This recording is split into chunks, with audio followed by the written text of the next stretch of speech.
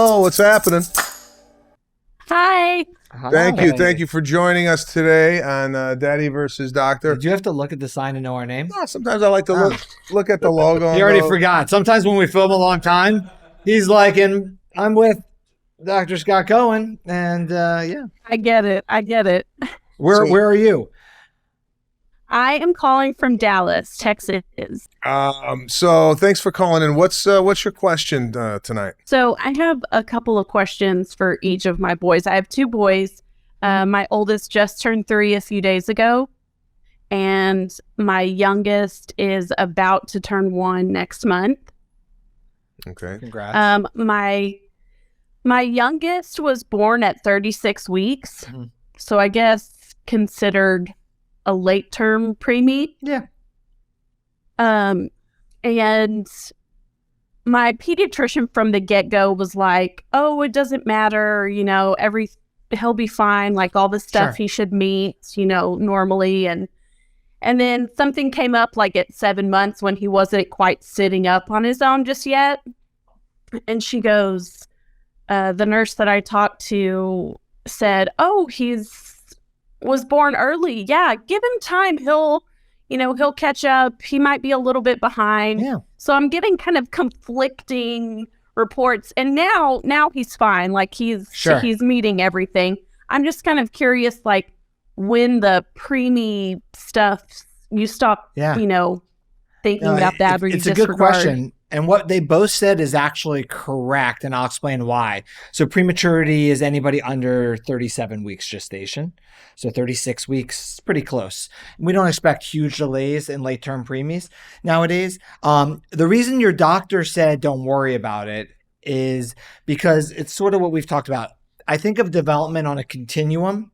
It's like, right? It's like an escalator that on a continuum rather than an elevator with set stops. When you read books about development, it's horrible as a parent because it's like 8-month-olds crawl, 1-year-olds walk, 2-year-olds put 2 words together.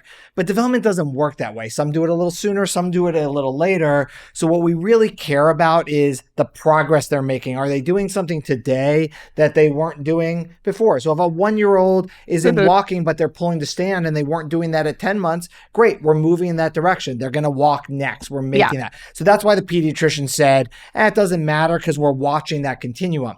What the nurse said is also correct, that preemies can do things on their premature curve, and we usually correct up to 2 years, right? So when your child was 6 months old chronologically, they were really only 5 months old.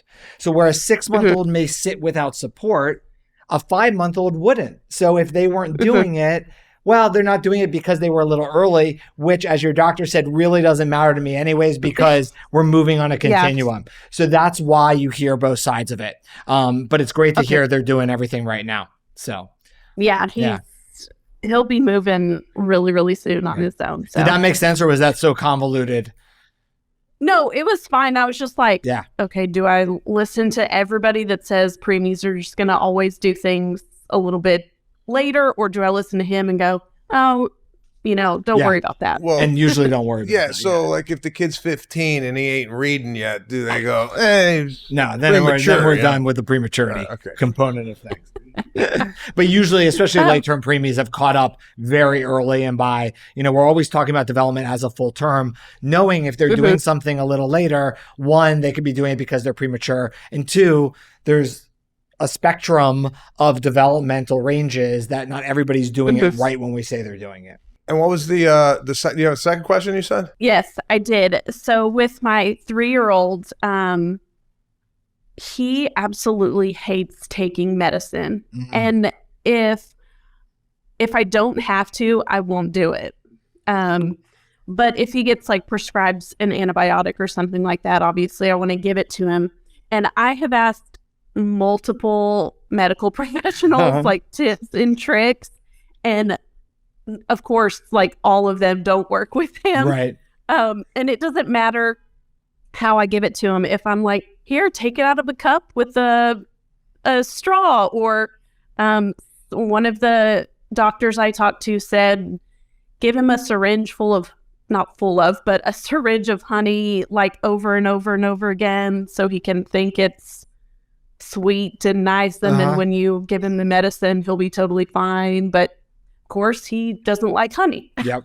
And so, what did you ever do this with the kids? I'm like, do you have any other tips or tricks? I do. What did you find? Did you ever have this with Crusoe or Serafina? We did a fear tactic. I would say, you like feeling the way you feel with your nose running, and you like this? And then no, Daddy. And I would say, this is gonna help, and it ain't gonna hurt. Just open up your mouth, and that you would get this.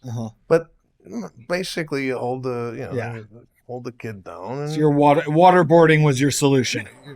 I like that. Right in the thing. We've gone as far as to do that. Like, I have put him down, wrapped my legs around him, all sorts of stuff.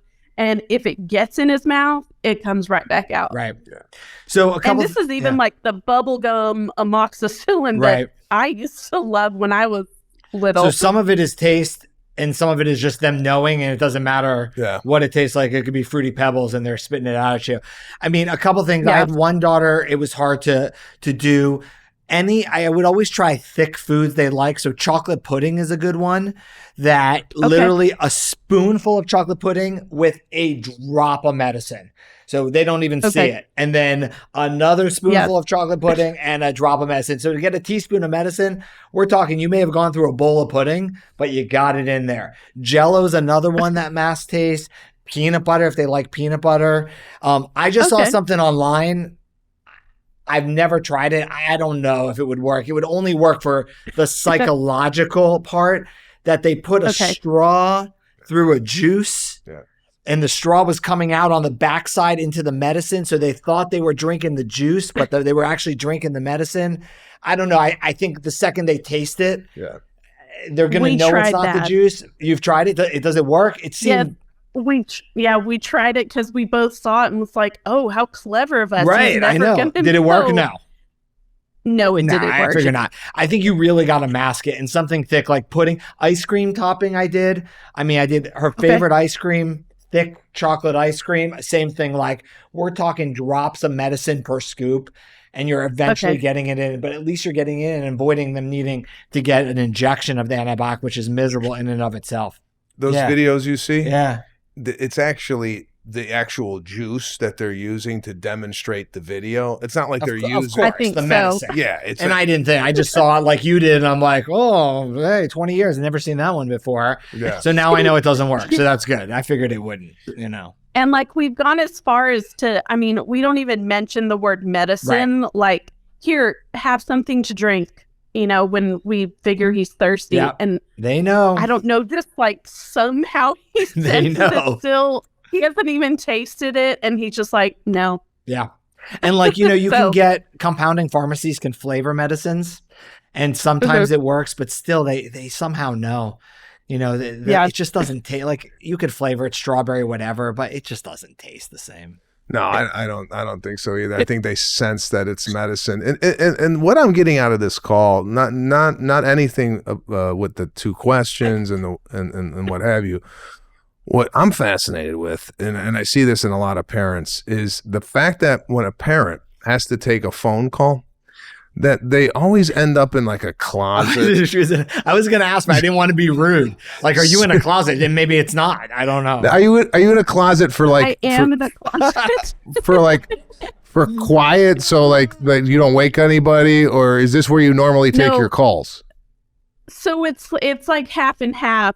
Half of it I was doing laundry, and the other half is this being like a quiet space. Yeah. By the way, I wish all our callers were in your closet, because it's the best reception we've had all day. So I was worried about that too. I was like, I don't want to be one of those people who's like cutting in and out, and I can't. No, it's actually, we appreciate you taking the time to lock yourself in a closet and talk to us for a couple of minutes. No, thanks for calling in about that, because all day. A lot of parents face those two issues, so I appreciate the phone call. Yeah, absolutely. Hopefully we added some clarity.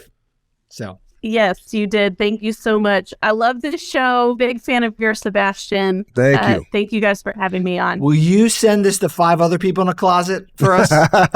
just 5. I will. Appreciate that. I will. Bye-bye. All right. Thank you very much. Bye. Bye.